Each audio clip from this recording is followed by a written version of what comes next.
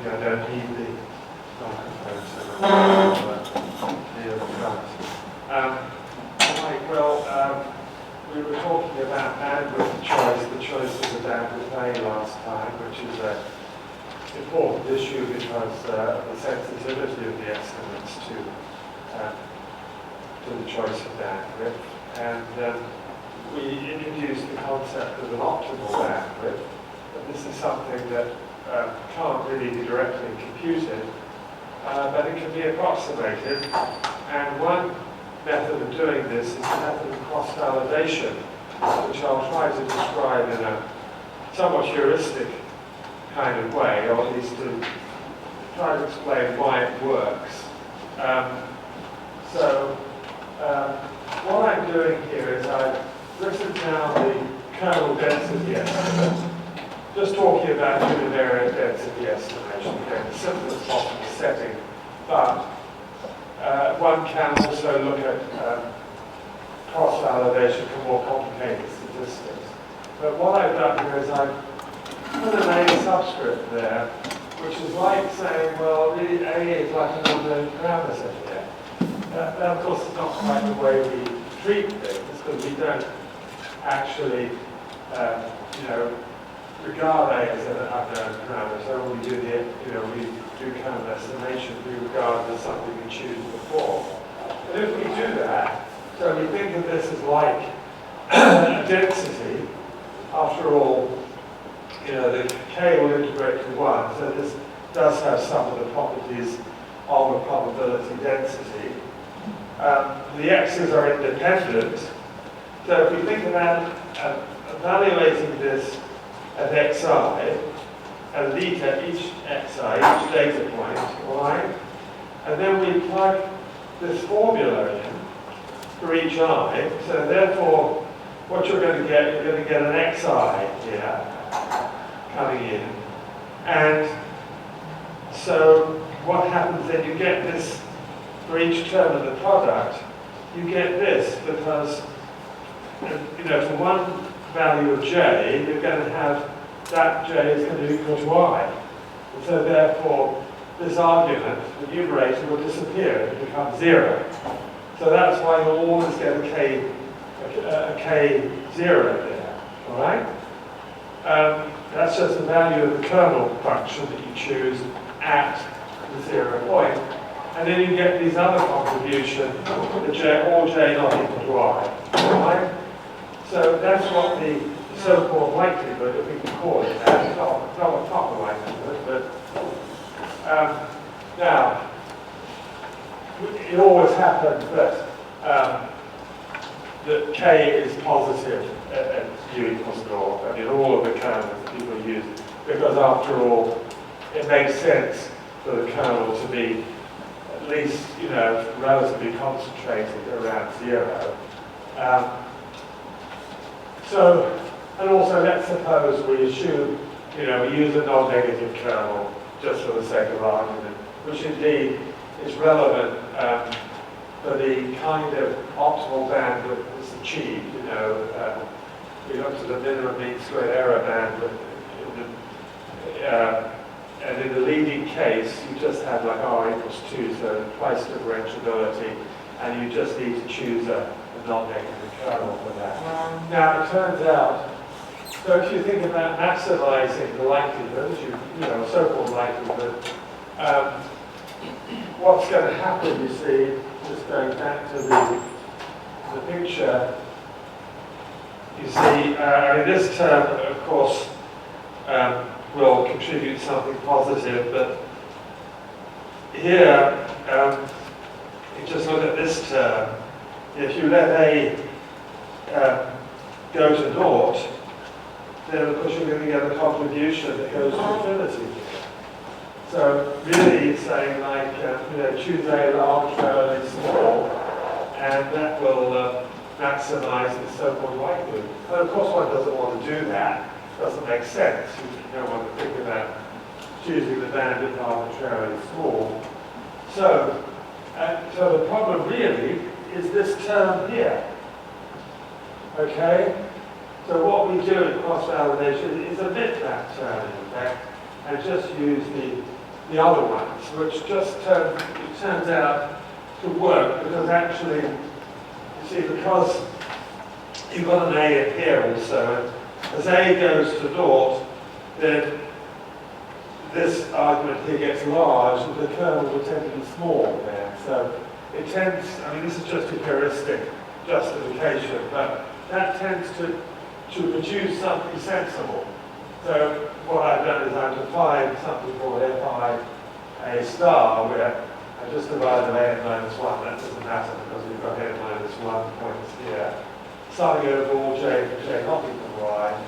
And so we use this, you know, as the kind of term in this so-called likelihood. It's called a lead one out estimate, all right? And this principle is quite widely used in other statistical procedures too, actually. And then it turns out, so you think of maximizing this UL star criterion, and this works, because it's a data-dependent band, it depends on all the data. So it's not the same as the theoretical optimal bandwidth, but it turns out, interestingly, to actually approximate that. I mean, this was shown a long time ago, quite surprising in a way, that this works so well. And so, and one can establish the properties, and it's way beyond our scope to do that. It is expensive to compute, because if you think about it, you've got, you've got to compute, there's an n summation of order n there. You've got to do this for each one of these n terms, so it's quite a lot of work, but nowadays that's probably not a big issue, even though it may be quite large. Well, there's not so much work done if you think about multivariate data. It works, and one can develop it, and also if you've got dependence. But it turns out actually it works. Somebody showed some time ago that although the property of independence was used in the definition of the likelihood, wasn't it? It actually doesn't matter an awful lot if you've got something dependent. So it still works then, the time series, it seems. All right, any questions on that? Now, so today we've dealt with the bandwidth choice problem. The most technical part of the material today, involving talking seriously about conditions and theorems, is coming up here. And the rest of the material, rather like what I've just been saying about cross-validation, is presented in a more heuristic way. And I do want to make sure I get to that. I don't want to, dwell too much on the technical issues here, but I think it's useful saying something about the distribution of these non-parametric kernel estimates, because as with any estimate, one would like to have an approximation to its distribution, that's valid for large sample sizes, because not only having the consistency property, but also seeing, thinking about the possibility of confidence intervals. You have a point estimate of the density of a certain value, but you'd like to know something about the variability of that. And also, you can think about the problem of hypothesis testing also. In other words, the kind of issues which are familiar in parametric statistical inputs. And so, I think it's nice to say a little bit about asymptotic normality. Now, this does require a bit more knowledge of convergence properties, and indeed the concept of convergence in distribution, which I'm not going to define in a formal way, but really just put it in perspective. So we have a sequence, Z hat, we'll call it, where here I'm stressing the dependence on n. And we think about the convergence in distribution of this sequence to a random variable z, all right? And we write this in this particular way, but there's other ways of writing it in the literature. And basically, what we could say is that in general it's a somewhat weaker property than convergence in probability. But if z happens to be a constant, it has a degenerate distribution, in other words, equals theta for some theta, the concept's identical. So it's not a huge difference here.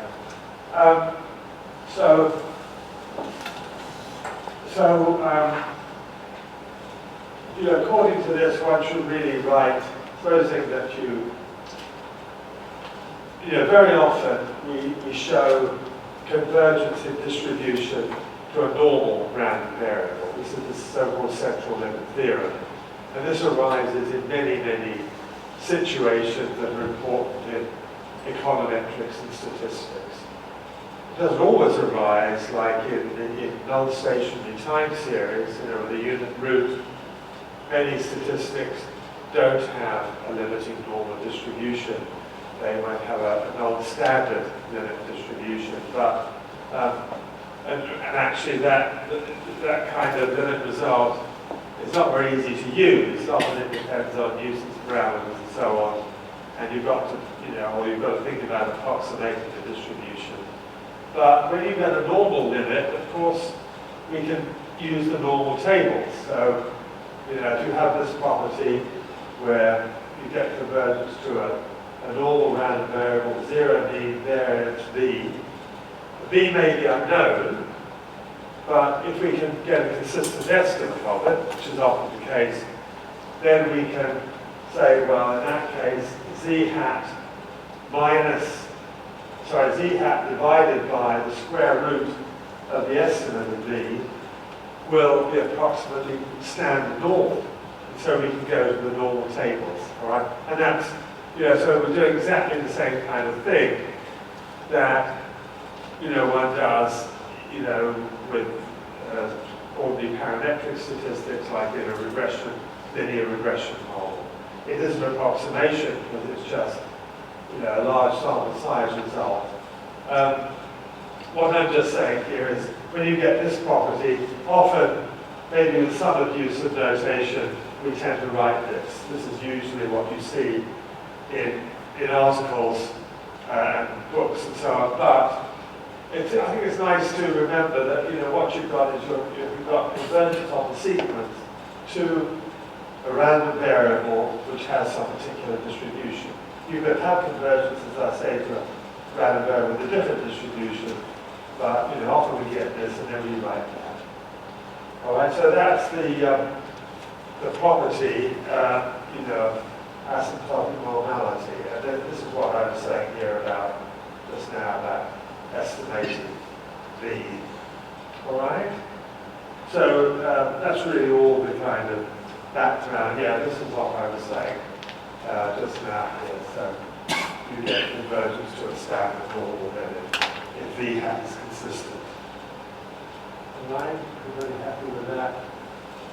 Okay, so what we're doing is we're getting a kind of approximation to the distribution of kernel estimates, as in other econometric factors, because it turns out that the kernel estimate is asymptotic normal.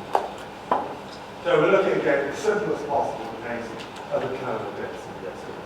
But I will mention extension to kernel regression. But I won't give a formal theorem for this case, for that case, just for this one. And I don't think I need to dwell much on these conditions, which are somewhat stronger than we've had before. We've had conditions for asymptotic unbiasedness and then consistency. They got on the whole stronger, and now we have been a bit stronger in some respects. Again, though, we assume independence of the x's, all right? And we've got a smoothness condition on F, twice differentiability. Okay, so we came across that with higher order kernels. we would assume that k is an even function, so k of u is k of minus u. It's not really necessary, actually. Kernel integrates to 1, the integral of k squared is finite.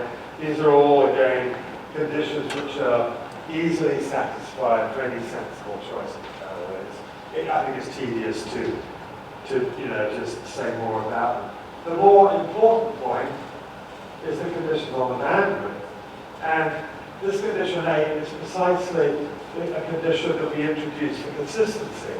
We said that we need that, something like that, because you can't have the bandwidth going down too fast, because you're not going to have enough information for consistency. But we also now need this condition that really A cannot go to 0 too slowly, all right?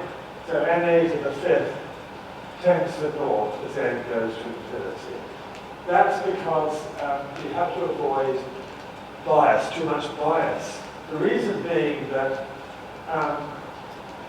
with a central limit theorem, we always have some normalizing sequence which diverges to infinity in order to get convergence in distribution. You see, if you imagine you didn't have that, NA goes to infinity, all right, so this factor goes to infinity. Suppose you didn't have that factor. Well, obviously this wouldn't hold. These conditions imply consistency of f-hat, so you just get that the left-hand side converges in probability to 0, which is a positive property, which is not very useful. What you want more than that. You want some approximation to the distribution for large n that will help, that will give you, enable you to set a confidence interval or carry out hypotheses. And so we always have to normalize things so that we get convergence to a non-degenerate random variable, which is a normal in this case. All right. So this is the same. If you think about the sample mean, simple case of ID random variables, and you need a normalizing sequence of square root of n, all right, for the central limit theorem. Here you have a normalizing sequence that diverges somewhat slowly because NA, of course, will go to infinity more slowly than n. It has to be expected because with non-parametric estimation, we don't have quite the same information, and it's also saying that really the non-parametric estimation to work as well as a correctly specified parametric model, you really need more data. Okay, you need, NA for the non-parametric situation to be, the same ballpark as the sample size would be for a parametric problem. Okay, well that, ideally you would like that. But of course the reason for doing the non-parametric estimation is because you don't know that you've got a correctly specified parametric model. Right? So you're willing to, in general, to accept somewhat less precision, to do the non-parametric estimation because you're worried that you do choose the parametric model, it'll be misspecified and you can get nonsense results. Alright, so this is the result we get. We get the convergence to a normal random variable, 0d, of course, and a variance v. So v has this simple form. Kappa was the integral of k squared, which is something that we can always calculate given the kernel. And then times this factor f. So it's remarkably simple, isn't it? The actual density you're trying to estimate. So the obvious thing is, what we were saying about consistently estimating the limiting variance, we just, we know kappa, we just replace f by the f hat, the same f hat we just computed. So it's quite easy.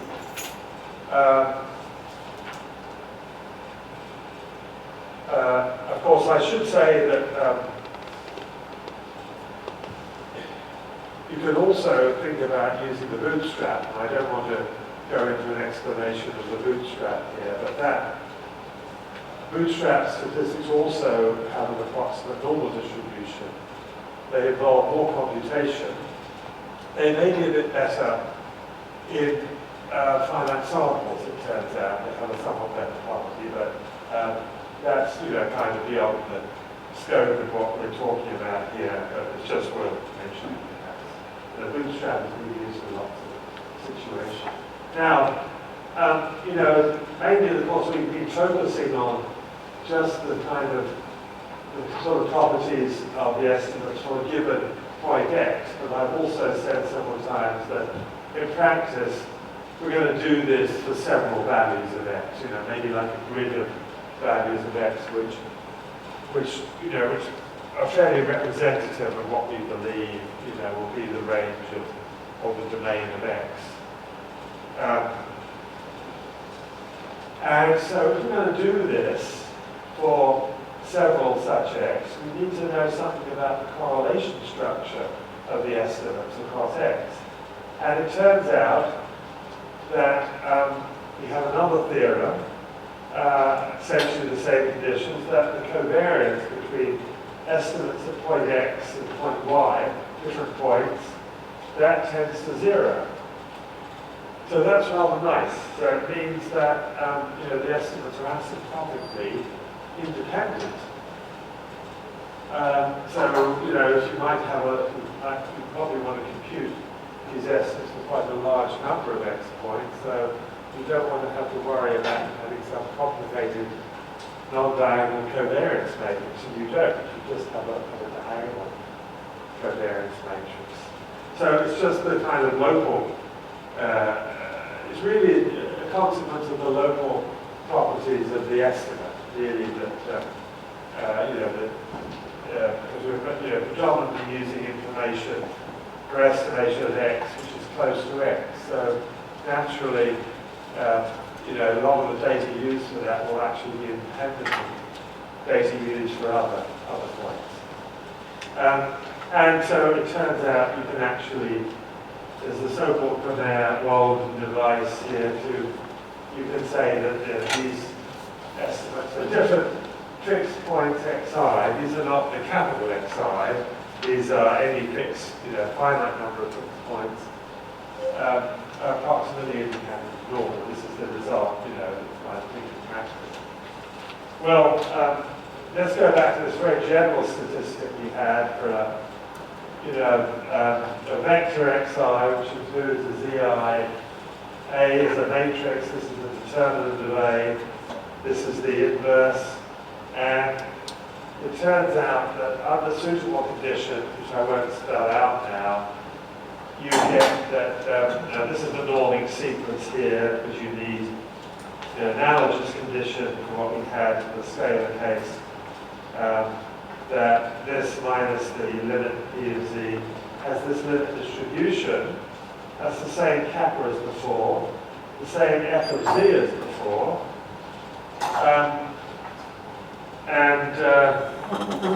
P of z, of course, in this case is h, the initial expectation, times f. J is the expectation of g squared given x. Okay? And we would estimate h, of course, by the ratio. We discussed that before, p hat over f hat. And if you think then about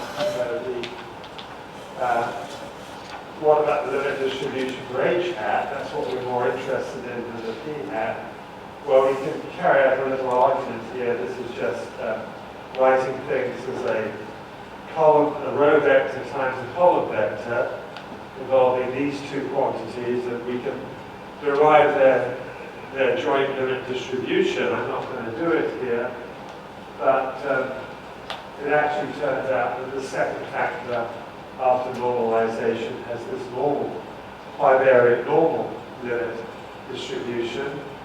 Those are the terms we described. And the first factor of conversion probability. This is the so-called delta method, really, for looking at limit distribution as some function of underlying statistics. And it's quite a nice, simple result again. And I won't go through the calculations, but we end up with a normal limit distribution, 0 E, same kappa and F as before, and this is the conditional variance achieved. Right? So it's all really quite nice and simple. And again, you can find that, under suitable conditions, the different values, little zi, these are asymptotically uncorrelated. So, they're all, what it's saying is that estimates at different points essentially give you different information. They're not overlapping in some complicated way, which is nice. All right, any questions so far? I hope I'm not going too fast, slowly down if you like. Well, one point here is that, you see you've got this denominator, f of z. Now, whatever density, whatever f is, that it's going to get small, it may get 0, but in the tails, let's say if it's a normal density, f will get small, won't it? For large z. So that means, of course, this quantity will get large. And it might be, as far as this the conditional variance, well, that might be constant. That would be saying that you have no conditional heteroskedasticity. All right? Which would mean you made a very good choice of z. As I said, choice of z may not, give you, z may not embody all the potential variables that could influence y. It doesn't necessarily matter. The trouble is that if there's other information that you're not using, then you could, this could sort of crop up then in the conditional variance depending on z. But this could just be a constant. In that case, things are purely determined by the f in the denominator. Whereas for the kernel estimate, the limit variance was just kappa times f. So that was in the numerator. So it's an opposite outcome. So maybe we should have a little picture just to describe that. So this is for the PDF case. So what we get, so this is f hat of x, and which, let's draw this line is the estimated f hat, all right? And then I'll draw dotted lines to denote like confidence interval based on normal, all right? So what happens is that around this nodal region, f is relatively large, the variance will be relatively large. So that means that you can't estimate f as precisely near the round node as you can at other points, right? On the other hand, for the regression estimate, let's say you get this is the estimate, this is h hat of z. Instead of that, you tend to get a fanning out in the tails due to the denominator. Alright, so that means that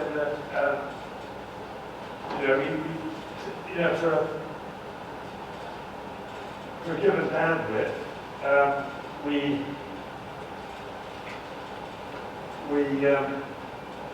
for the regression estimation, we don't know if it's going to be as precise in the tails as near the center of the distribution.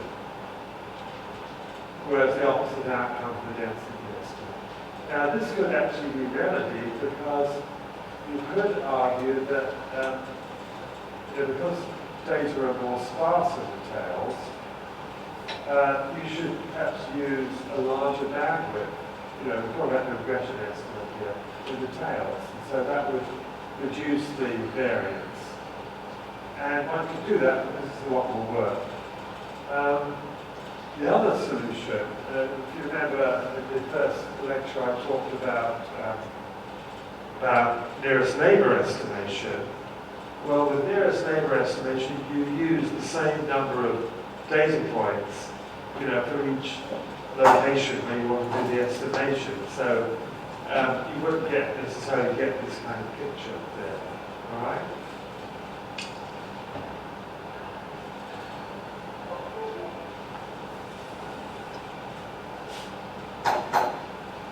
Okay.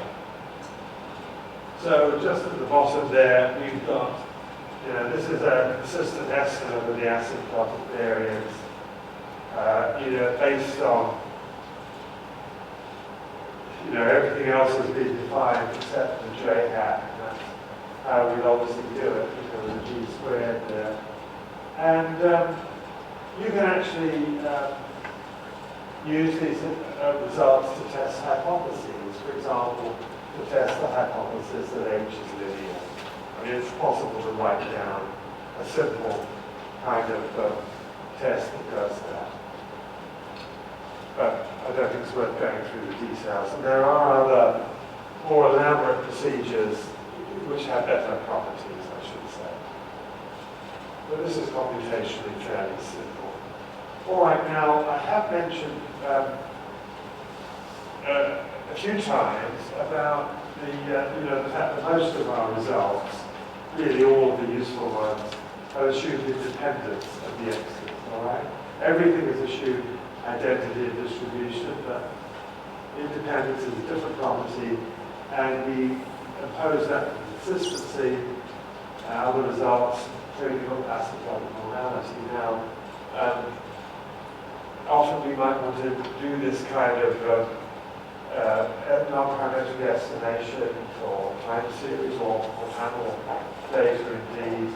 And I think you might well expect that you still get consistency and asymptotic normality when there's a degree of dependence. That we know that from many parametric statistics. You know, like you think about ordinary least squares estimate, that is based motivated by independence of the disturbances, but we also know that it's still going to be asymptotically normal if there's dependence, like if the disturbances at AR1 or something, all right, stationary AR1. However, we also know in the regression that that tends to affect the asymptotic variance in the estimate. You know, that will show up or either inflate the variance. So that's what I'm saying here. Apparently, asymptotic variance is typically in parametric statistics are affected by zero dependence. Turns out that these non-parametric estimates, you get the same asymptotic variance. And this is really due to the kind of local property of the estimates. I won't explore that. There are some dependence conditions involved, like so-called mixing conditions that have mostly been used here. So what this is saying is that, you know, for stationary processes, you know, you can do this. You can get the same asymptotic results, although I should say that for finite samples, when you've got dependence in data, that really means you've got less information. So if you've got, you know, the same number n of independent observations, you know, as n dependent ones, typically, you know, the independent sample will give you more information. There's no overlapping. So what that would mean is that probably the finite sample the approximation wouldn't be as good in the dependent case. You need more data, essentially, for it to compete. So you always have to worry about this. You know, this is not just the case here. It's just generally speaking with statistics, when you've got dependence, you know, that kind of effectively reduces the number of degrees of freedom. Any questions? Because we've now finished with non-parametric estimation, all right? And so, then I want to talk about 4 different topics in the semiparametric area. And these are all ones that I motivated, I mentioned in the first lecture as when I was talking about different aspects of interest, things you might be interested in looking at. And there are any number of semi-parametric models out there. I mean, you could say that really in econometrics, especially microeconomics, but also I think in panel data and to some extent time series, semi-parametric models are important. So I'm not going to try and be comprehensive here at all. What I want to do is to focus on some situations where I think there's some particular achievement that's notable.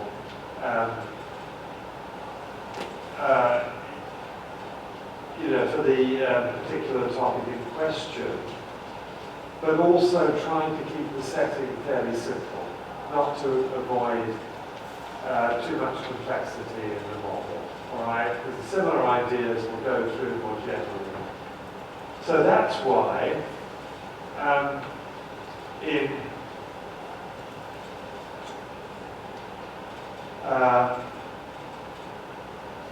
certainly in this first topic, and to some extent in the others, I'm looking at a very simple model here for the parametric part. Okay, just the multiple linear regression model. So I'm adhering to the notation before to a large extent. Y is a dependent variable, Z is a vector of explanatory variables, U is the unobservable disturbance. I'm not going to be even stating proofs, stating results in a formal way here, let alone writing down all the conditions, because even that is quite complicated. I just want to talk about things in a, present the properties in a fairly heuristic kind of way. Beta naught, the reason for the 0 here is it refers to an unknown, it refers to true value. In quite a lot of the literature on asymptotic theory, you have to discriminate between, in the notation, between the unknown true value and any kind of visible value. All right, so that's the reason for that there. But don't worry about it too much. Normally with linear regression, we don't bother with that. Here, it makes some sense. So what assumptions we make? Well, we'll assume that the Z's and the U's are IID. Now actually, I think it's important to qualify things here because in fact, if you think about ordinary least squares estimation of beta, that's an option here. Use it on 0 and so on. In the asymptotic theory, we don't normally assume that the regressors, the Z's, have identity distributed, or actually necessarily dependent. Why do we do this here? Well, it makes things much simpler. But because things get very messy with, like if you imagine if we looked at those kernel density estimates where we didn't have identity distribution, maybe you can get some useful results, but it's going to be a mess because, we're motivated by identity of distribution. We've all got the same density M, So, ironically, some of the conditions in the non-parametric and semi-parametric literature are stronger than some in the parametric literature. So it's a matter of taste where you want to go. And I think this is often not really recognized or acknowledged. People kind of think, oh, we're doing non-parametric, and that's kind of weaker condition. In an important sense it is, but maybe in the most important practical sense. but it's not strictly the case. We also assume that the z's are independently used. All of them are independent of each other, all ij. So this is like an exogeneity assumption. If we wanted to relax that, that would screw things up, basically. Okay? We're not going to talk about exogeneity. In parametric, usually assume conditional mean. Yeah, we need a bit more than that. Yeah. And I'm not saying these are necessary conditions, we can relax them, but we can't really deal with endogeneity. We can in some other settings, but I don't want to get into that. So, well indeed also, in a lot of the parametric, we don't strictly speaking need to assume that U has a density. I mean, we may of course, if we go back to the way we motivate these squares, in introductory courses, we say, well, U is normally distributed, so of course it has a density, but then we say, well, look, it doesn't really matter if the asymptotic theory conditions don't require it. They don't even require existence of a density or necessarily even identity of distribution. So, but it turns out to be an awful mess if we don't do this here. All right. So where I want to proceed here, is to think about kind of different levels of achievement and to place things in perspective relative to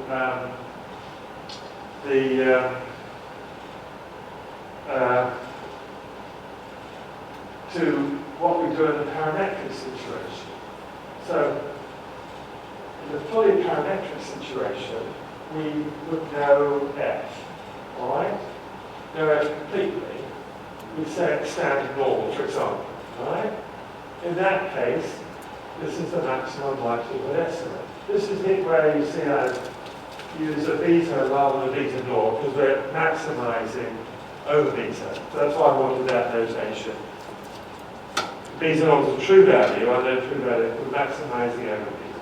It may be over some compact set or something, I don't want to get into the technical details. And we know from classical theory, under some regularity conditions, this doesn't automatically hold, this estimate beta 1 hat, I'm just using different subscripts to denote the different estimates. And we've got the square root of n factor here. I was saying that that's typical for parametric estimation. We've got a slower rate for the non-parametric setting, so square root of n is what we expect. Converges to a standard normal, not standard normal, sorry, normal 0D, and this is a representation of the limits of variance, which is kind of not quite the way it's often presented in econometric courses, but it really reduces to that. So it's the conditional expectation of z times z prime times the expectation of the derivative of log f all squared. So you see where you often see the maximum likelihood estimate. This is the Gaussian case, of course, is equivalent to these the linear regression is the same as the ordinary squares, isn't it? So you get these squares estimate, you get this this z prime z inverse matrix essentially for the variance. So this corresponds to this, because you have to invert this. This factor you can evaluate for different densities. So I guess in the I think in the normal case it's 1. Okay. This is the so-called Cronera-Rao pattern, and this is you can't do better than this. You can't get an estimate with a smaller variance, basically. So you can't. This is as good as you can get. all right, in terms of asymptotics. Right, but we're assuming a lot here because if we say it's completely known, that's a bit unrealistic because maybe we're happy with assuming f is normal, but to assume that the variance is known is going a bit too far. So, I wanted to start off with this extreme situation and develop it because I think that's helpful for understanding. So the more realistic situation is that f is a parametric distribution. So it's a known function of u and the second argument theta. And again, theta naught represents the unknown true value. So for example, in the normal case, we could have theta naught representing the variance in the normal. Okay? That would be the standard situation. Normally, you would want to allow for useless parameters, certainly in the normal case for an unknown variance. So, well, there's different ways of proceeding. I don't want to make a big deal out of these, but you could say, well, let's suppose we start off with an estimate of theta naught, plug that in, and then carry out that operation, okay? Or you could maximize simultaneously over beta and theta, where theta is any invisible value of theta naught. In either case, it doesn't matter in terms of the limit behavior. You get the same result. You don't do any worse by relaxing the assumption of a known variance, for example, in the normal case.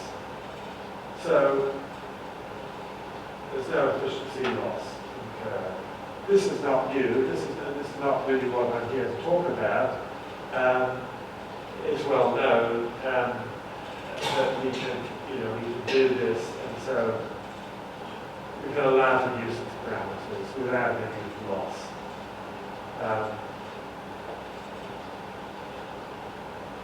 Again, this is a standard type of parametric result. Effectively, the reason it works is because the estimates of theta naught and beta naught are asymptotically independent. If that wasn't the case, it wouldn't work. All right, so let's now come to what is relevant to what we've been talking about here. Naturally, you would think, well, we've been looking at non-parametric densities in particular, and we're interested in something like maximum likelihood. So, but we don't know the density, don't have a parametric form. How would we proceed? Well,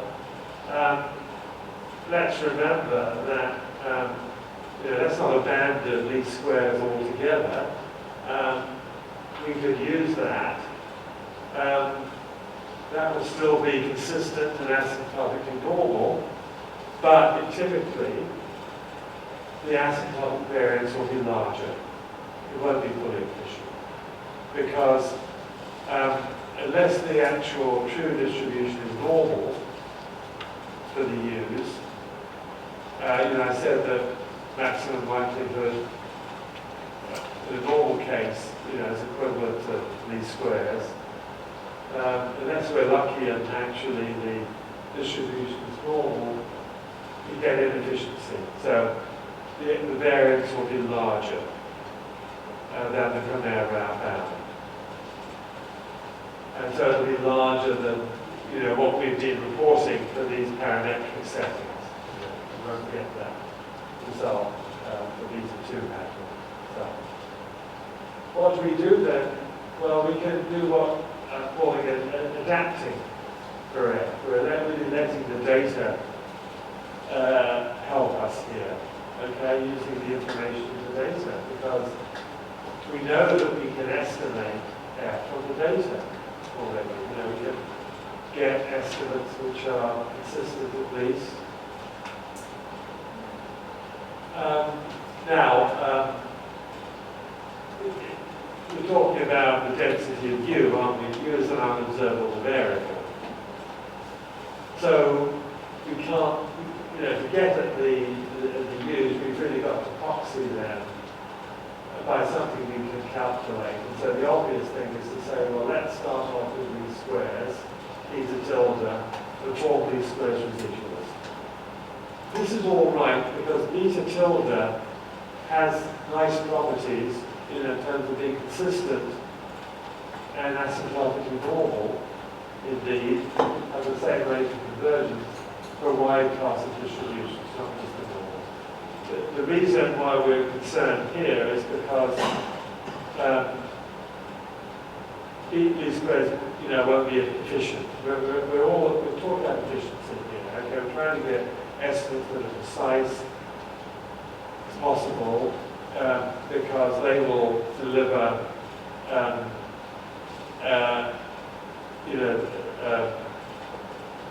minimum variance, and also if we think about hypothesis testing, there's some theory which says that if you use efficient estimate, you're going to get tests with good power in certain things. All right, that's an important property. All right, but we need some preliminary estimate of these, so we use these squares. And so we're computing these U tildes, and then we're computing for any point U, the density estimate, treating these Uj tildes, as if they were Uj's, right? Just doing what we've done several times, non-parametric estimation. And then I'm saying, well, it's a bit like with cross-validation, but not quite the same thing. We're saying, well, let's evaluate at each of the U at each of these points, y minus beta times zi, where I'm stressing in the notation the I, but also the beta because it's the unknown parameter. Or it's any admissible value of the unknown parameter there. All right? So I'm forming a kind of likelihood here where I've got the usual, we've got a log likelihood, some of the log terms. Of course, this is using the independence over the I of these things.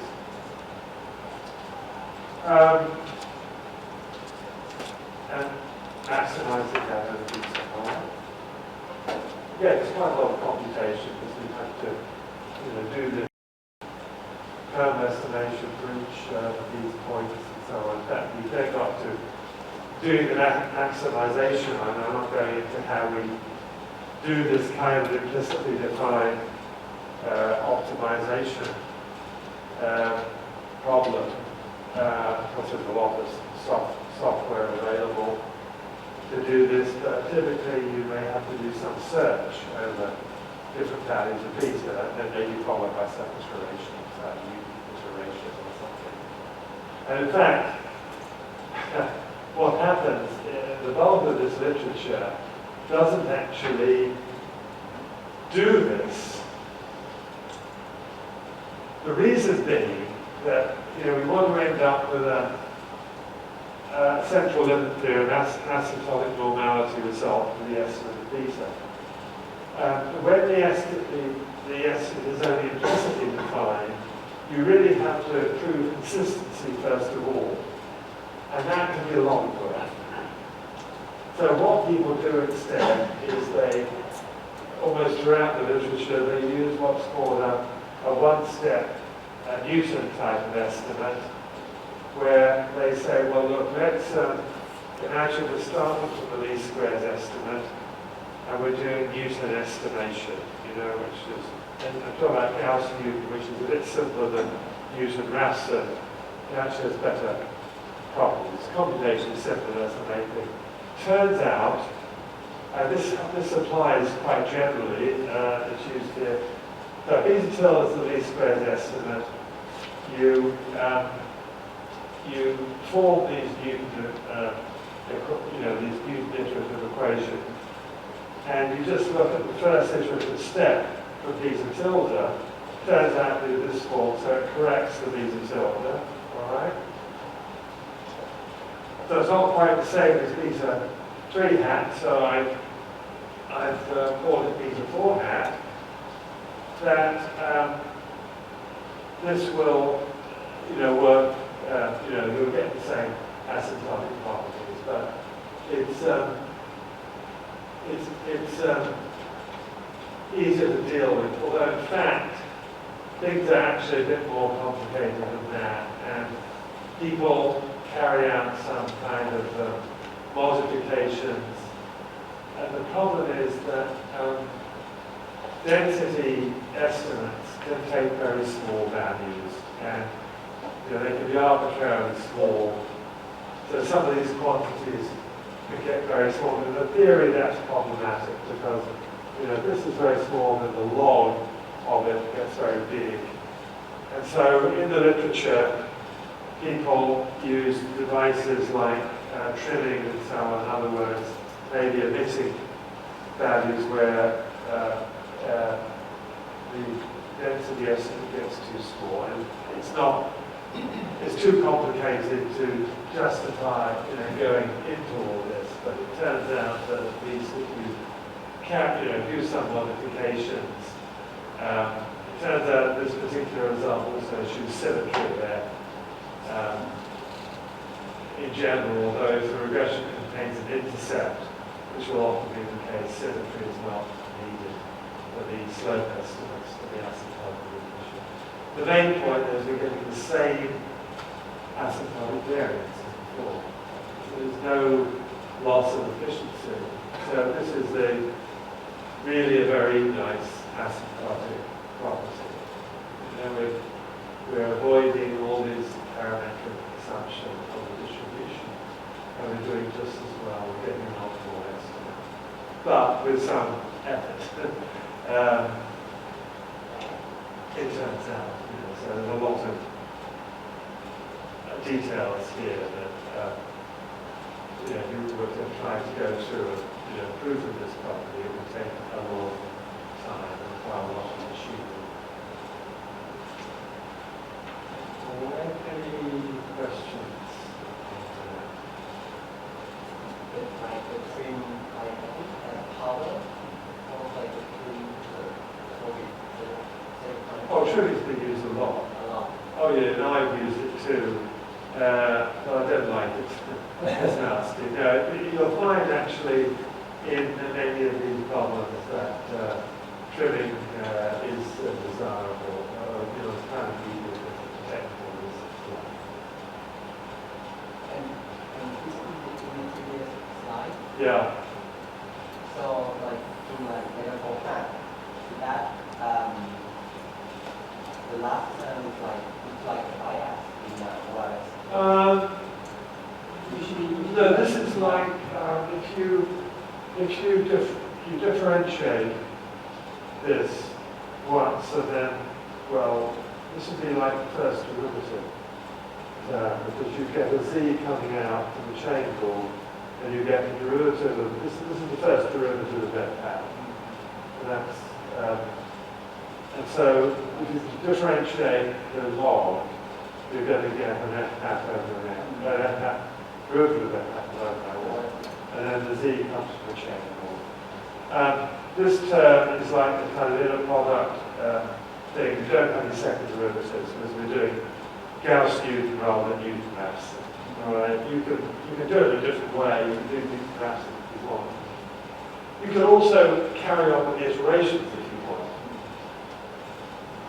And things won't get any worse, but they won't get any better in terms of asymptotic. This is a general result due to the car, where it shows that just this Newton one-step estimate does as well as maximum likelihood. I actually have a paper in Econometrics a long time ago where I looked at the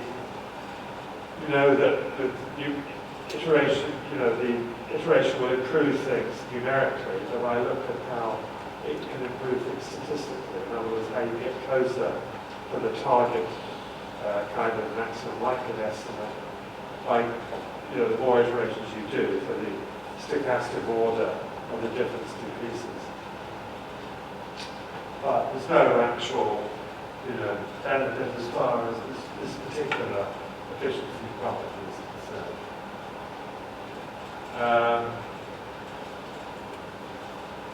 Okay, also in terms of inference, we do need to estimate the information, so-called, and it turns out we're already doing this more or less in this Newton estimate, essentially. That's one of the factors. There's no extra computation to be done, really. So we can do inference then on beta naught in the usual way. We can test the hypothesis that the elements of beta are 0 and so on. Okay? All set points in this. All right, now this is another problem, another efficiency problem, which again starts off with in some ways, fairly standard situation. We've got linear regression again, same model as before. In this case, I haven't bothered to use a special notation for a true value. I just use beta, that's the true value here, as is often the case in the literature, because we're not going to do any optimization, numerical optimization. I guess I'm keeping it simple. But same thing as before, except that the conditions are a bit different. So, or rather, the setup of the model is a bit different, and the kind of motivation is going to be a bit different. So here, well, the consequence of this is going to be of course, the expectation of y given z is beta prime z. That follows from the conditional expectation of y given z being 0. That's implicitly an assumption. But also the conditional variance of y given z is the same as the conditional variance of u. That basically, doing the variance you take off the conditional b, which is beta prime z. So those are basically the most important features of the model that I've written, those conditional expectations. Again, we want to estimate beta as efficiently as possible. And let's suppose that the y's and the z's are both IID across I. Right? Again, so we've got a fairly simple setting. Now, in this case, though, we're not going to try to achieve the Premier-Rao bound. We're going to try to achieve the Gauss-Markov bound, which is a somewhat less ambitious bound, but which is a bit more familiar. It's more often after all, when we think about, we teach linear regression to students, we start off with least squares, and then we say, oh well, maybe we've got some heteroskedasticity in the errors or disturbances, or maybe we've got serial dependence. So we do generalize these squares. To weighted least squares in the homoskedastic, but the non-serial inequality case. And we say, well, these squares then, it's basically, the point is that the generalized least squares is also a linear estimate in y, like these squares, but it's more efficient when we have heteroskedasticity or serial dependence. And this is just comparing essentially essentially what we're doing is we're saying, looking for the most efficient estimate over the class of linear estimates, linear and y estimates. Previously, in the previous problem, we were more ambitious. We were looking more globally. All right, so we could get from air-rail bound is better or is the Gauss-Markov bound. So we're just going to look at the Gauss-Markov bound. Let me proceed in the same way as I did before. Let's start off with looking at how we proceed in a more traditional parametric way. I said that we weighted least squares is something pretty elementary. And suppose we say that the sigma squared of zi, which I've abbreviated to sigma squared I, are known up to an unknown scale. Because we're not being too unrealistic here, we're not assuming that the scale is known, we're allowing for some variability to an unknown scale. Then this is the abbreviation of best linear unbiased estimate. Now this is a finite sample property. So the motivation at the moment is finite sample. So these are the weights, okay, for GLS. And then under some conditions, we can show that this estimate, and I'm using another number here for the heat. So I want to use beta again, but I don't want to confuse things. I'm using a different subscript. That beta 6 hat is asymptotically normal with a variance rate which G inverse. And this looks rather like, what we see for GLS. It's just that I've written it like an expectation. Sometimes it's a probability limit or something. You'd have these weights there, all right? So the presentation is a bit different from, how you would see weighted least squares described in a textbook, but it's essentially the same. Well, you can be more general, and this has been done, in the literature some time ago. You say, well, this is a bit too special. Saying these TIs are all known, it's going a bit too far. We don't think we know that, have that information. Although, I remember a long time ago, I worked a bit with sample survey theory, and we use such simple estimates there compared to what we do in econometrics. So this kind of setting with knowing TI is quite common there at the time. And nobody was thinking of doing anything other than linear regression. To be more general, then you can have a formula, representation like that, where alpha is unknown. You can write down various possibilities here. And let's suppose we start off with a root n consistent. That means that the square root of n times alpha hat minus alpha is a more than 1, or let's say for example it's asymptotically normal with 0 d. You could do,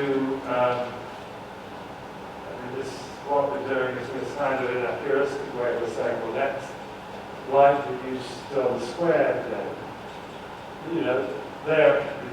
These are based on using least squares, of course. These are least squares residuals. If they were the actual realized squares, their conditional variance would be this with alpha replacing alpha hat. So we're basically we're doing these squares there and estimating alpha hat. Be nonlinear these squares, right? Again, I don't want to talk too much about the these parametric procedures. You can do this. This is all from the parametric literature, and it's not something I want to dwell on here. I'm just talking really about how we go from one. We basically we're trying to achieve more by relaxing conditions in the parametric literature. So that would be the beta 7 hat would be your GLS estimate, for the parametric conditional variance. And it turns out that we don't do any worse than we did in the first case. We're being a bit more general. We're allowing for, we're using less of our knowledge here, but we're not gaining anything. We're getting the same asymptotic variance G inverse as before. All right, so, but this is all about, we're talking about non-parametric estimation, and we've actually mentioned, in fact, a non-parametric estimate of the variance before, actually, in passing at least, when we talked about non-parametric estimation. So let's suppose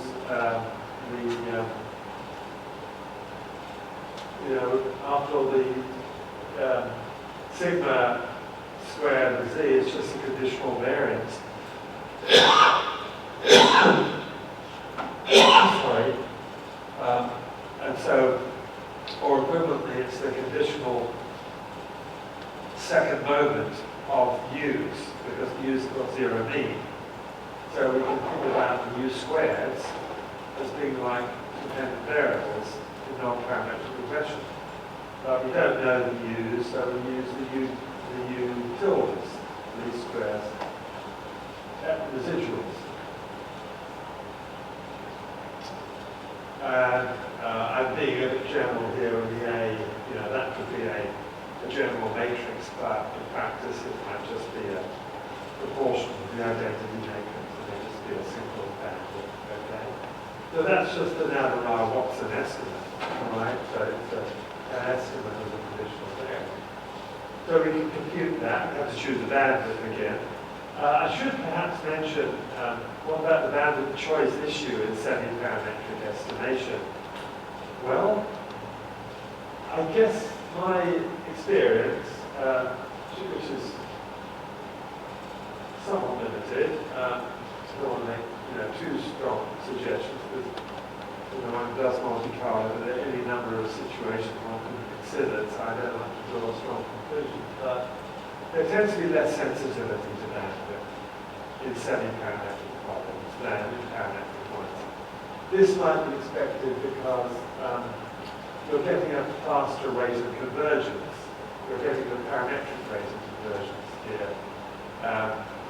And so it turns out that you tend not to get the same degree of sensitivity. That doesn't tell you how you should necessarily choose the bandwidth. You can use some of the standard, methods we talked about for choosing the bandwidth actually. Practice varies.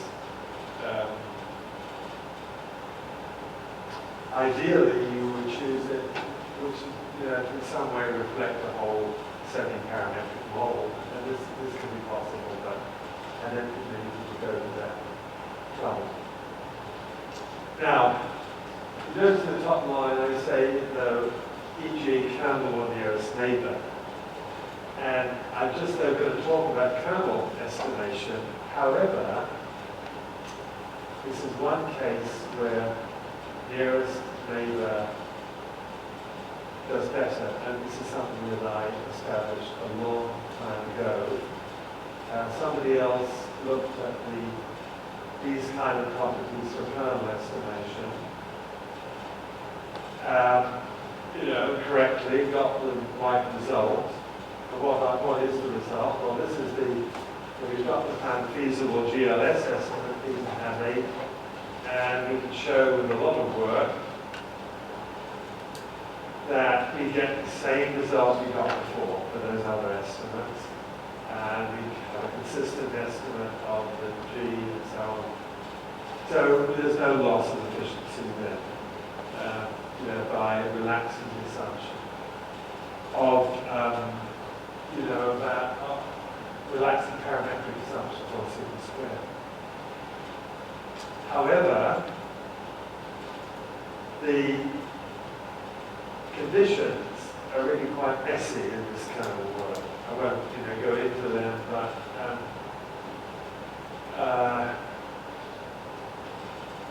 a bit like I was saying, the conditions are rather messy in that first problem, the one just now with the involving the kind of non-parametric maximum likelihood kind of estimation.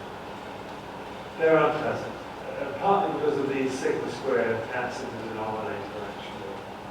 You see, you have to evaluate these in each di, and then when you do the asymptotic theory, it gets very messy having these denominators.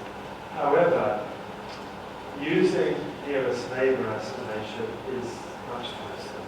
And I think I was able to avoid any assumptions like that Z has a density, constant density. Much, avoiding smoothness assumptions. I think the kernel work showed some smoothness on sigma squared. I can't remember all the details, but nearest neighbor works so much better here. In terms of the theory, at least, I'm not saying that necessarily in practice it works better.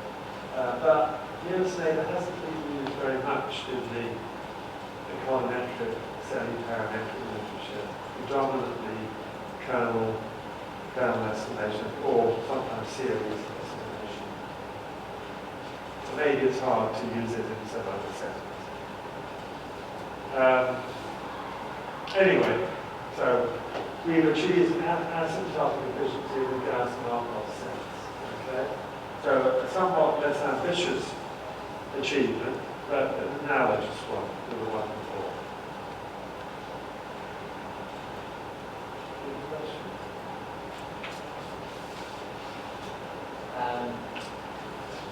I think practically usually people might use what was when they have control speed as the key and they don't want to specify the form that control speed as.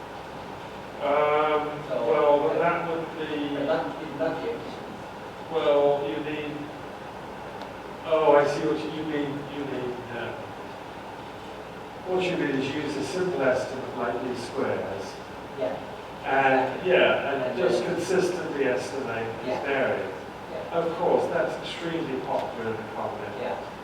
But it's not efficient. No, it's not. So I wonder whether, is there any simulations between these opposed to that? Well, there probably is. I don't know. It'd be easy to do it. I mean, I think you look at all this hack estimation literature, aren't you? Which I must say, is an awful lot of it. I don't like it very much, and I think it's actually largely derivative of, at least where the dependence aspect is concerned, because I think that's probably where it's often talked about, is actually derivative of what was done in the statistical time series, which is a long time ago, in fact, but competitions don't recognize this thing, and they like to name procedures after the econometricians. That's quite misleading. Yeah, I mean, I think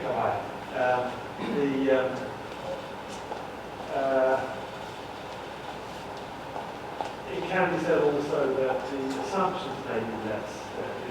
To make this kind of achievement, you do have to invest further assumptions. And so there are some settings where you can't really do this adaptive estimation if the conditions are weak enough. And so, then in this kind of problem, sure, you can do that. It's less efficient than you could be. In many other semiparametric problems, people have looked at using different models. The goal is just to get an estimate that is asymptotically normal with the square root of n rate of convergence. It may have some kind of efficiency properties, which I won't go into, the so-called semiparametric efficiency bounds, but they wouldn't be as good as this. So I'm aiming for a nice, clean, optimal result. I like this idea that you can do as well as the optimal parametric estimates, I suppose. So that's a personal taste as much as anything. I think it's nice to talk about the most positive achievements, really, and then say, then follow that and say, often you can't do things as well as that. Like, so, for example, here, if you had some dependence, clearly it could affect the asymptotic variance, and then you have to worry about that. Although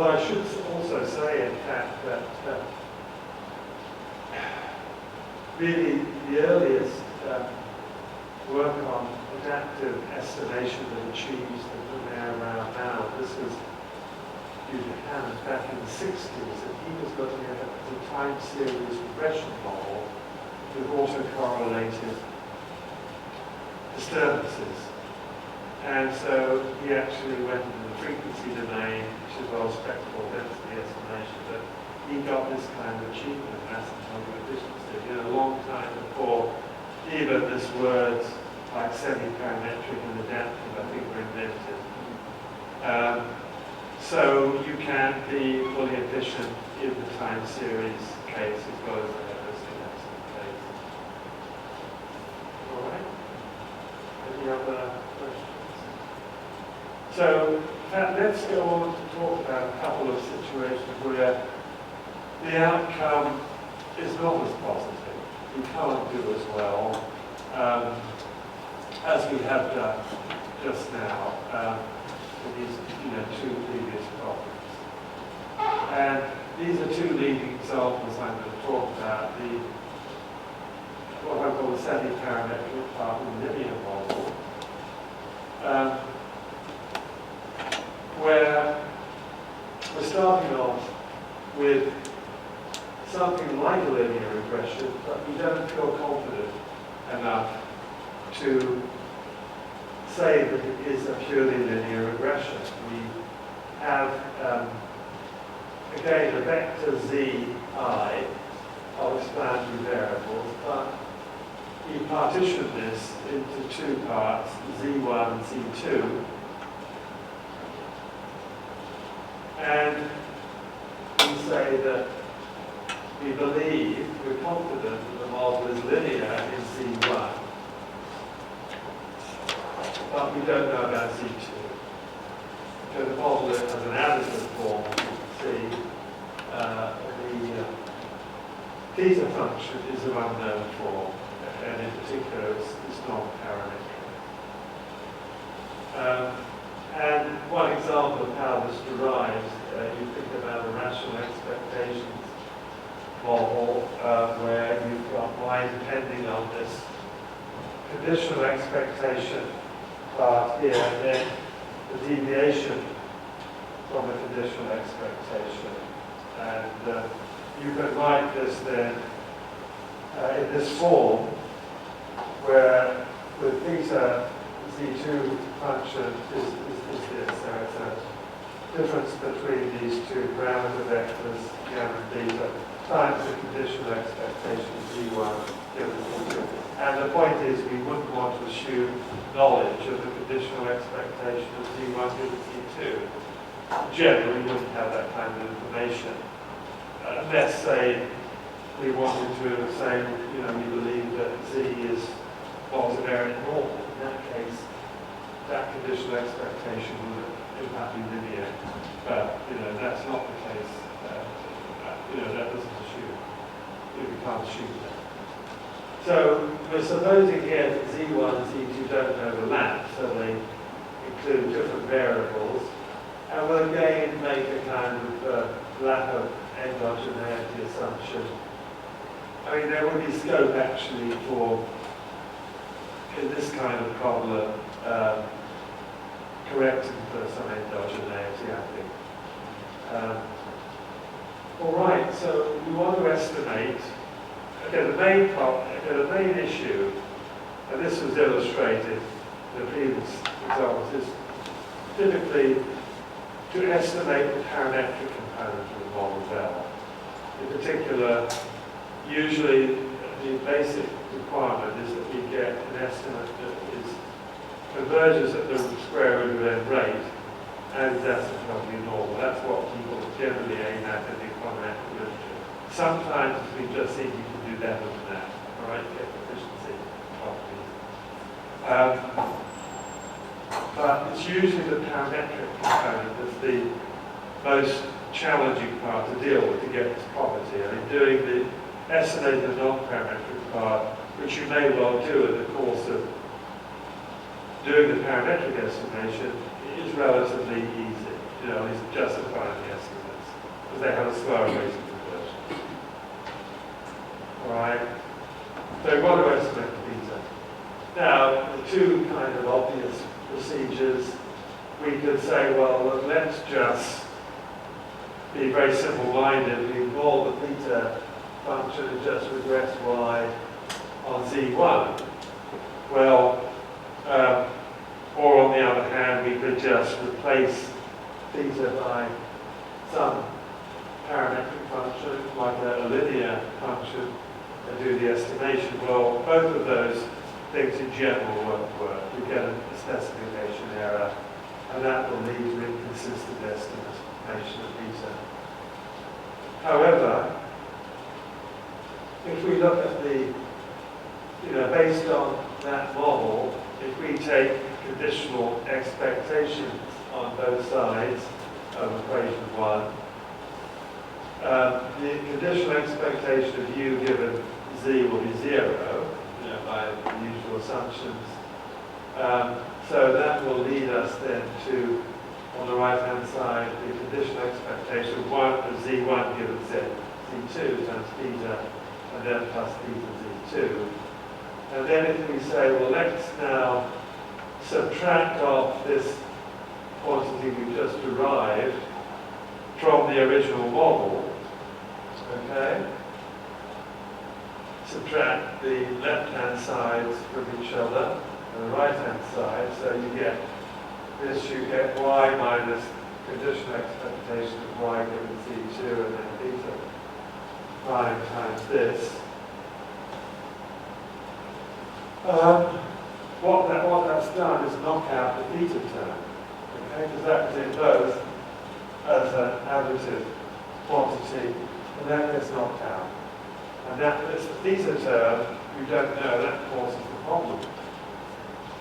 And what we've got now is something that's a bit more manageable because we don't know these conditional expectations of y given z2 or z1 given z2.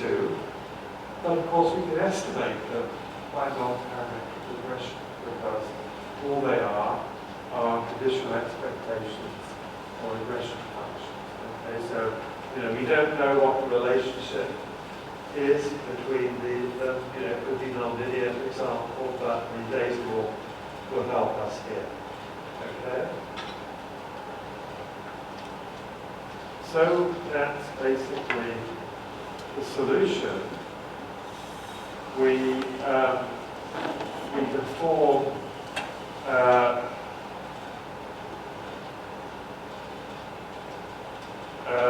estimates of the conditional expectations using essentially Navarro-Watson estimation for both of these things.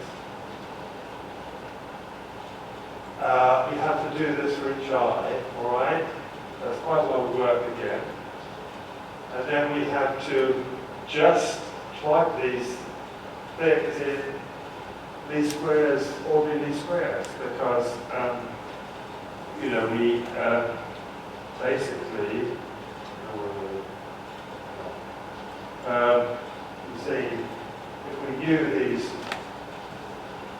these conditional expectations, we know the relevant dependent and explanatory variables, so we just do least squares regression. All right, so it's very simple at that point. We're not thinking about worrying about heteroskedasticity here, for example. We don't want to complicate things. We could do that, actually. It wouldn't be a problem. We could still get, useful properties, but, let's keep things simple. We just talked about heteroskedasticity. We don't want to talk about it again, do we? We want to keep these models fairly distinctive. Sort of stress the most interesting features rather than look at the most complicated and general thing possible. So this is the estimate here, okay?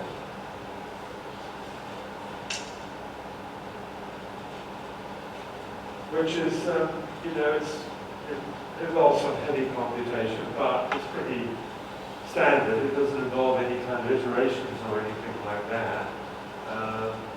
And then, in terms of the limit theory, we get something like this. Sigma squared is the is the variance of the disturbances.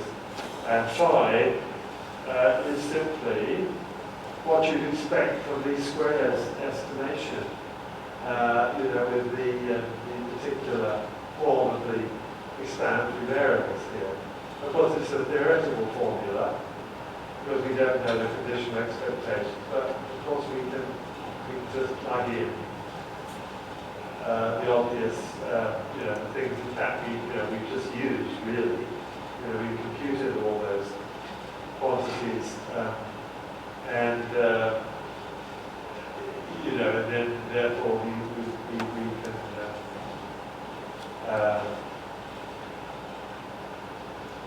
can do statistical inference in the same way using the standard normal tables and get confidence intervals, do hypothesis test. Now, however, and this is a problem I worked on a long time ago, and so I got this result. This is a result due to me a long time ago.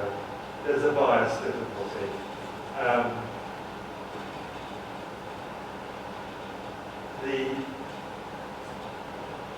We're always going to get some bias arising here, coming, for example, from the non-parametric estimation that's involved. And the bias, we have to have, notice that we've got to have convergence to a normal with a zero mean.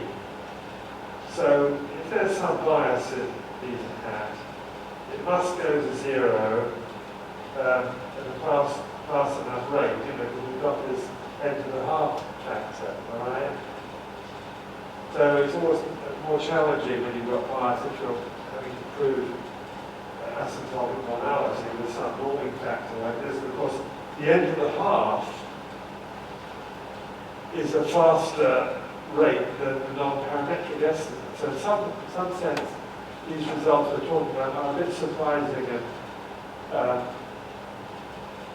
impressive because, they're based on non-parametric estimates which have a slow convergence rate themselves, but nevertheless we're ending up, slower than root n convergence rate, but we're ending up with something that converges to root n. So there is quite a lot of work and care needed to achieve this result. There is, and it's somewhat surprising, in fact, that you can do this. And some situations you can't actually, but under some settings. But you can do it. But it's particularly problematic. And it turns out that if you use an ordinary non-negative kernel, the kernel estimation for the non-parametric estimation, it's only possible to do this if you choose a bandwidth that goes to zero so fast that the remainder of the proof doesn't work. So recall that the variance of a q-dimensional non-parametric estimate is of this order, n a q to the minus 1. This is something we mentioned, in relation to the proof of consistency. And of course, that's not going to go to zero if a goes to zero too fast. A is going to go to zero, but if it goes to zero too fast, so in that case, of course, this must, we need that to go to zero. So intuitively, in that case, if a is too small, these kernel estimates here, they won't sufficiently precisely estimate the conditional expectations. So things won't work. However, this is where I use higher order kernels. We can reduce the bias, as we saw for a non-parametric estimate, for a given bandwidth. Any given bandwidth, we can reduce the bias because we found that the bias is of order something like a squared, for a given a. So that's, very small. For a small a, that's going to be better than, just an order a, for example, by use of a higher order kernel. Subject to assumptions of smoothness of the non-parametric assumptions. I stress that you have to have the smoothness of the function going alongside the degree of the kernel. So that means that if a higher order kernel, a suitable order, is used in this non-parametric estimation, you can make this bias a smaller order. In other words, it's got to be an order little o of n minus a half, smaller order than n minus half, without making a so small as to disturb the other aspects of the proof. So the actual proof is, is impossible to describe, but this is the intuition behind it, all right? And it happens that this is not an issue with the other problems we talked about, actually, which in some respects are simpler than this. But in a lot of problems, semi-parametric problems in econometrics, you do run up against this, more elaborate ones, and higher order kernels are useful. And in fact, that's also true in the next topic I'll talk about. And it turns out the minimal kernel order depends on the dimension of Z2 actually. So, the higher the dimension of Z2, and that's the explanatory variable in the non-parametric regression, the higher the kernel order you need. Now, remember we said that it's difficult to estimate non-parametric functions of high order. We said, if it's dimension is 1 or 2 or 3 or something, so maybe okay, but with arbitrary order Q, sometimes we have a lot of regressors in the order. Q could be large, and so the actual non-parametric estimates can be terrible. Nevertheless, at least as far as the theory goes, we can choose a climate in a higher order kernel that will do the trick. We know the dimension of Q, we choose the kernel higher enough. That will work to a degree, but then on the other hand, again, to qualify things, the trouble is that when you use a higher order kernel, you actually inflate the variance. And so that can feed in to kind of influence the variance, let's say, of the estimate of beta, actually. So Monte Carlo results, I remember them, they choosing a high order kernel, can have problems. In other words, you may get unless n is really large. So there is you can't in general do as well in finite samples with non-parametric or semi-parametric estimation in terms of precision at least, as you can with a correctly specified fully parametric. And it seems reasonable, doesn't it? It's kind of common sense that we're talking about first order asymptotic problems where sometimes you see you can do well. All right, but there's a higher order asymptotic theory. If you looked at that, maybe then you find some differences. Okay, there's an issue of identification here, I should say, and that you need this phi to be positive definite. So that means there can't be overlap between Z1 and Z2, and you can't have an element of Z1 being predictable by Z2. You can talk about efficiency, and I'm not talking about semi-parametric efficiency balance here, but which is a more general kind of concept. If you think about, comparing with this parametric model,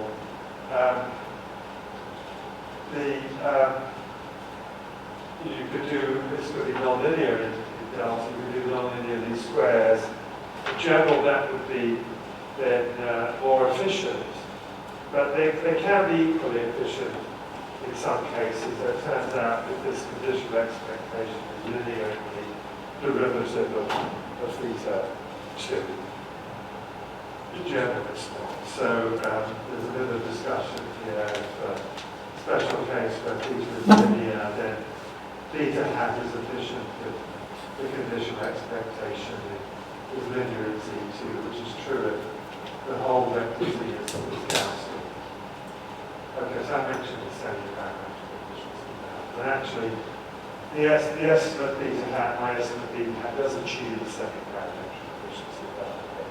This is beyond our scope. And there's a number of other extensions. An application of this model, for example, to sample selectivity. Finally, then, index models. And there's many index models, and there's, I mentioned the Tobit model here, which starts off with a linear regression, but that's only when the right-hand side is bigger than naught. Otherwise, you get 0. So it's like y has a mixed distribution here. There's a positive probability of y being 0, and otherwise it behaves like a continuous random variable.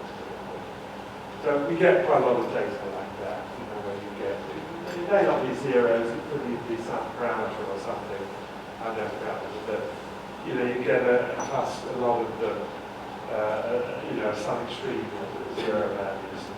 So now again, we can't use these squares here. We can't, you know, although we've got the linear regression, either using all of the data or just saying, well, let's use all the data where y is non-zero. You get inconsistency.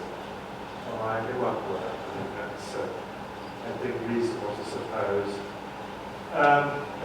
But let's look at the model, write it down as this is the indicator function, which is 1 when the argument is true. So when this holds, then you get about this value times naught. This is just obviously the whole thing is going to be naught, but naught times the indicator function, and that's not true. So we can just write it as this term. And so if we take additional expectations now,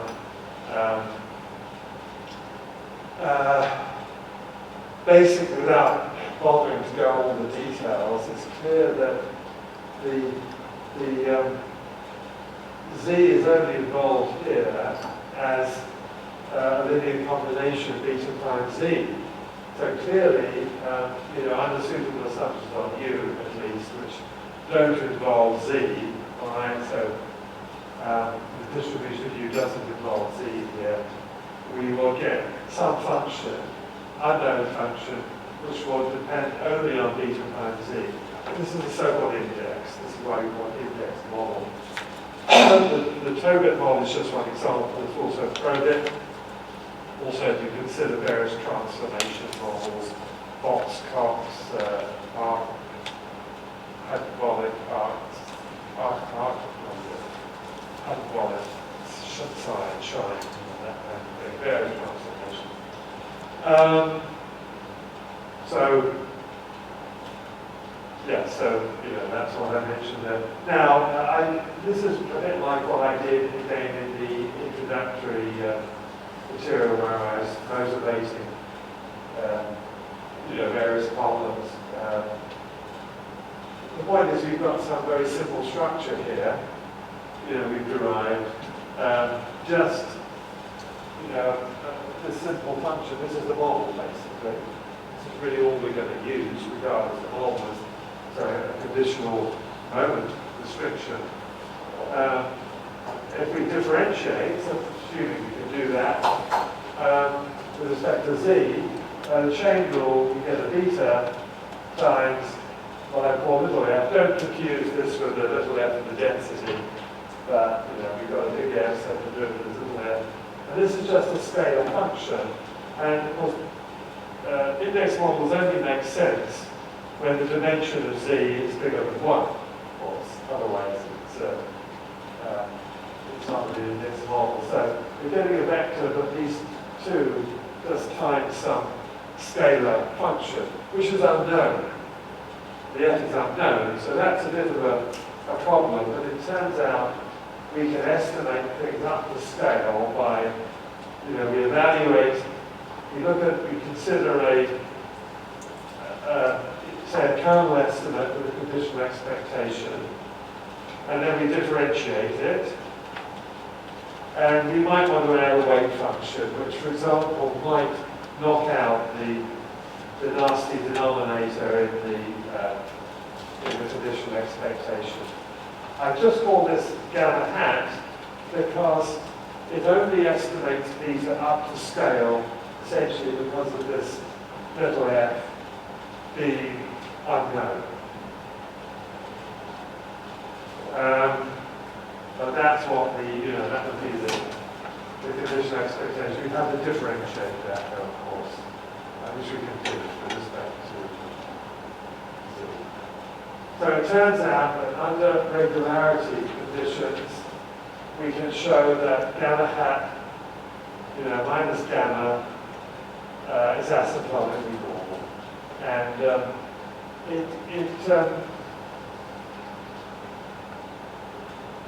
again, it's the same kind of bias problem that we've encountered before. It can be dealt with by higher order kernels.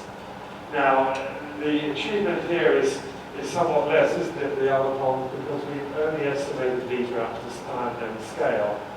But that can be useful in itself in any case, because you might sometimes want to test homogeneous constraints at some elements of beta and naught. In that case, scale doesn't matter. So, however, though, it also is not using the information of what the original parametric treatment would do, like we start off by a Togut model or a Probit model, and we use that information also, and we would get better estimates. So we're not doing that. We're just saying, well, it's a general, it's an index model.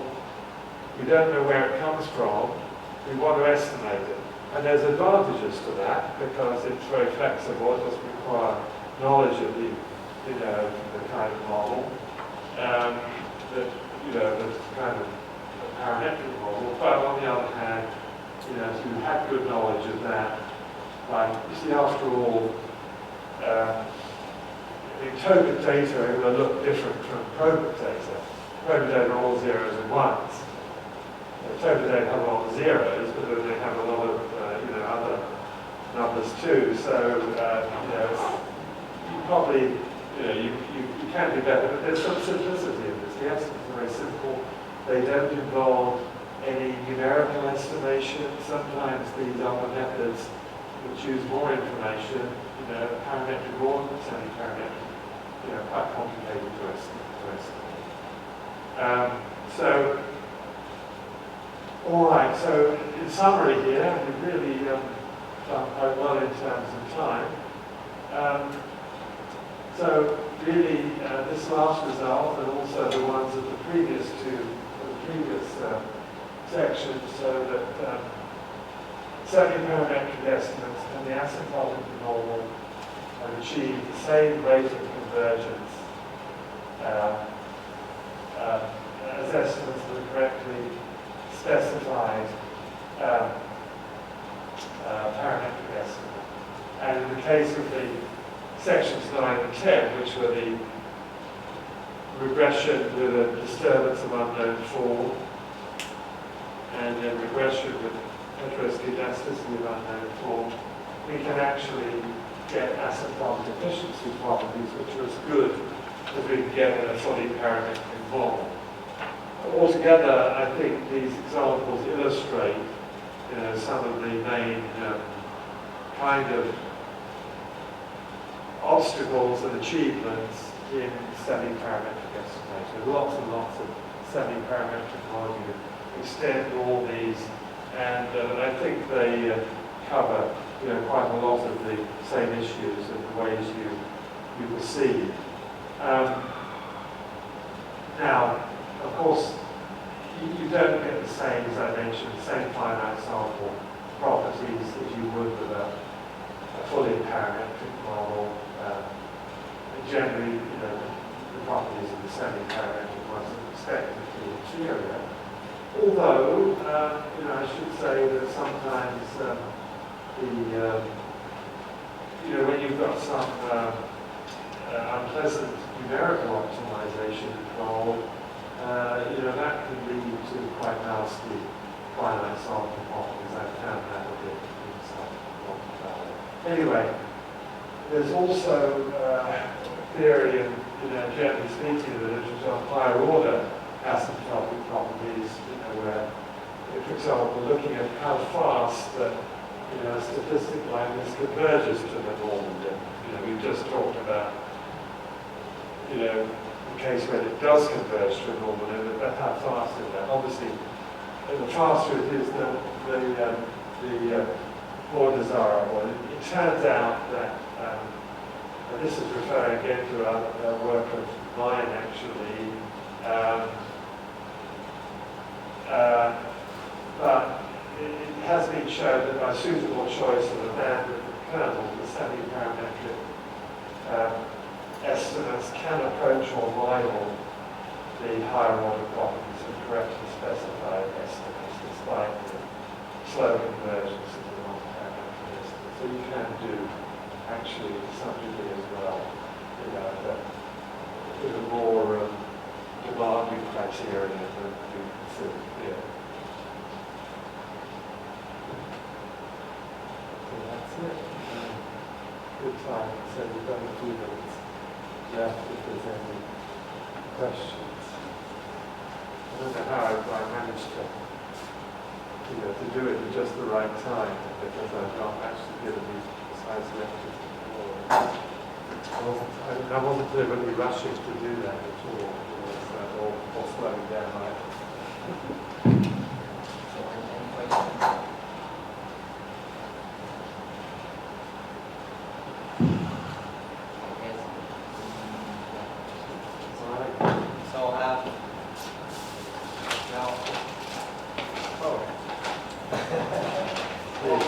This is like on behalf of the audience. Oh, okay, okay. Well, on the audience. Okay. Thank you. Thank you. Oh, well, thank you. Okay. Yeah. Thank you. Thanks a lot.